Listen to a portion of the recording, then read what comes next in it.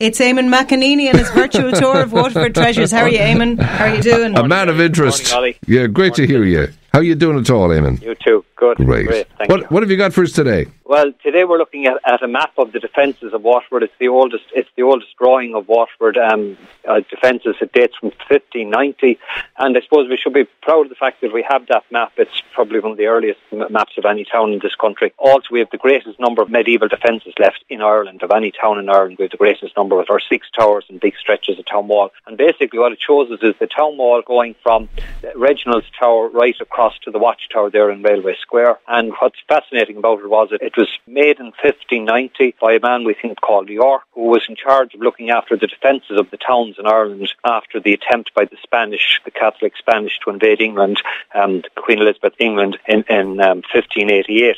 And this was done about 1590 when they were saying, how do we upgrade the defences of the towns and cities of Ireland?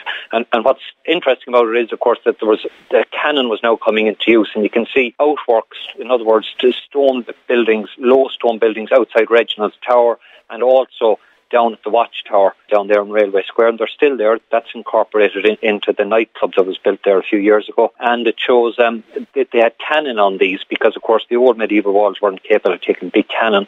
And the other thing that's really interesting is it shows a mill where as I said before, the river used to run through the Mall. Now it was just a small tidal river, and they had built a mill roughly where the Tower Hotel is today. And also, it's shown on the map, is the mill called, where we all know Miller's March. It's out there near Delaney's Chemist, where the bridge goes over to the car park and the cinema. That's called Miller's March, and there's a mill out there also on the map. Often wondered where that got its name, Eamon. Now you've nailed it for us there. That's how it got its name. And John's Bridge is shown in it. That John's Bridge is probably the oldest bridge in Ireland. It was increased in width in the 18th century, but in the medieval time and in this time, in the 1590s, it was deliberately very narrow, not because they were saving, but because you didn't want an army using the bridge to come into the city. And it shows John's Gate, and there's a little bit of wall there down at John's Bridge, and people might notice it when they're passing the next time. It's made of limestone. It's a little bit of a curve on it, and that's a little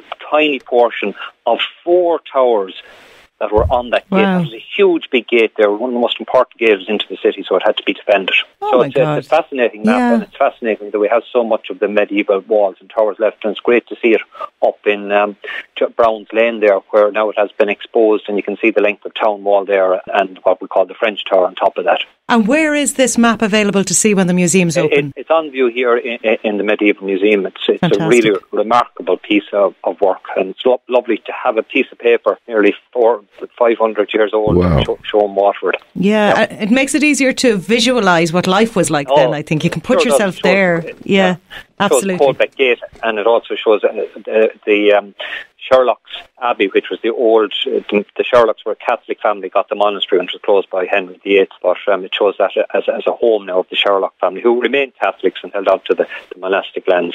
A snapshot in time, Eamon. Eamon, thanks a million. That's brilliant. Talk to you tomorrow. Thanks, Eamon. Bye.